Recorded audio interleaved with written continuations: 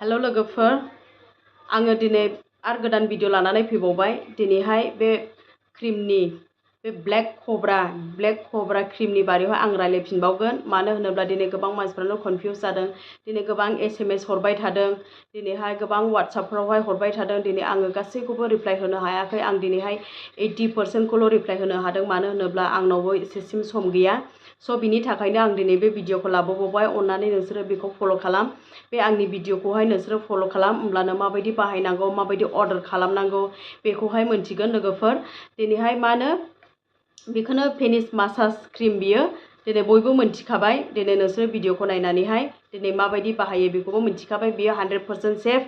दिनै side effect जायोना जाया होनदों, नाथाय बाहायग्राफ्राथ' साइड इफेक्ट जायो दिनैसिम खोन्थायाखै। दिनै बिसोरो बिराद हेपि बेखौ फुननानै एबा बेखौहाय बाहायनानैहाय। स' बेखौ आं नोंसोरनो खोन्थादों। बे नंगौ सैथो खोथा। नोंसोरबो बाहायोबा मोनथिगोन। जायफोरहानाखि बेफोरबायदि प्रब्लेम जादों, दिनै जायफोरहानाखि दुरबल आरो फिसा साइज आरो गुसुं साइज, बिसोरो बाहायनो हागोन बेखौहाय। दिनैहाय गोबांफ्रानो बेफोरबायदिनो नांगौ बायदि खालामनो हाया एबा गावनि हिन्जावखौ सेटिसफेक्सन खालामनो हायाखैब्ला नोंसोरो निस्सय बे ब्लेक कब्राखौ बाहाय।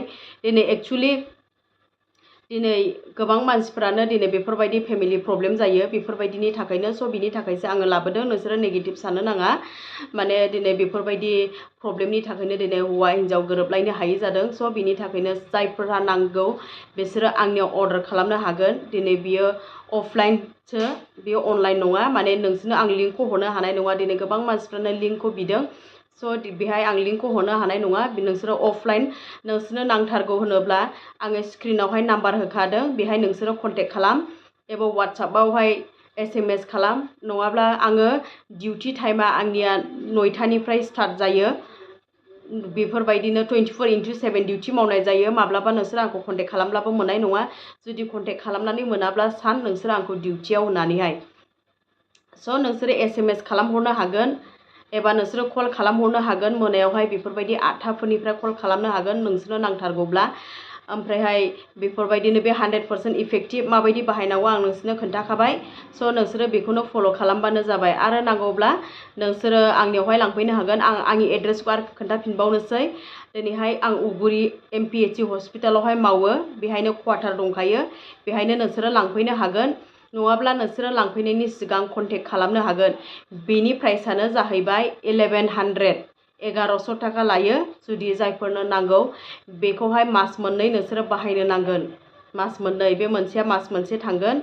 आरो जायफोरहानाखि दुरबलथार, बेफोरबायदिनो बिराद उइकथार, बे माबाया आथोना, बिसोरो खोनथामसो बाहायनांगोन दिनावहाय। फुं सान हर बाहायनो नांगोन। माने दै दुंब्रुब्रुजों एसे सुनानै लानानैहाय एबा दै गुसुजों सुनानै लानानैहाय नोंसोरो, बेहायथ' लिरनाय दङ विथ वार्म वाटार होननानै, दै दुंब्रुब्रुजों सुनानैहाय नोंसोरो बेखौहाय बाहायनो हागोन। दिनाव खोनथामसोब्लाबो जेबो प्रब्लेम जाया।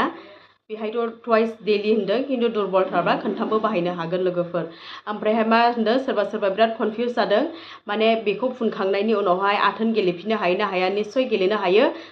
बेखौ सुवालासेनो जेनेबा गावनि बुस्थुखौ मुलि फुनखांनानैहाय एटलिस्ट 10-15 मिनिटसो गेप था। बेनि उनावहाय नोङो हौवा हिन्जाव एन्जय खालामफिननो हागोन बेखौ फुननायनि उनावहाय। नोङो सुनांलायाबो। स' आं दिनै खोन्थाखाबाय क्लियारैहाय नोंसोरनि बे भिडिअनि गेजेरजोंहाय। नोंसोरनो गाबोनहायबो बिराद गोबां अर्डार दङ। आङो बिस्थिबारावहाय हैनाय जायो अफलाइन। दिनै गोबां मानसिनोनो आङो अफलाइनसो हरखायो। माने बेखौहाय आं रावनोबो देखाया, बेखौ आं पेकिं खालामजोबखायो। ओमफ्राय जायफोरहा नांगौ बिसोरो फैनानै लांफैयो आरो। नोंसोरबो बेफोरबायदिनो लांफैनो हागोन। आंनाव कन्टेक्ट खालामनानै। आं गाबोन बेंटल बाजाराव आङो हार बिस्थिबारावनो थांनाय जायो। दिनैहाय गोबां अर्डार दङ। ओमफ्राय जायफोरहानाखि गोजानाव दङ, जेनेबा नांथारगौ बेखौहाय, नोंसोरो स्पिड पस्टजोंहाय बिहरनो हागोन आंनावहाय। नोंसोरो फुल एड्रेसखौ आंनो हरनो हागोन। ओमफ्राय आंखौ कन्टेक्ट खालामनो हागोन। होमब्लानो बे बुस्थुआ नोंसिनावहायबो सहैगोन।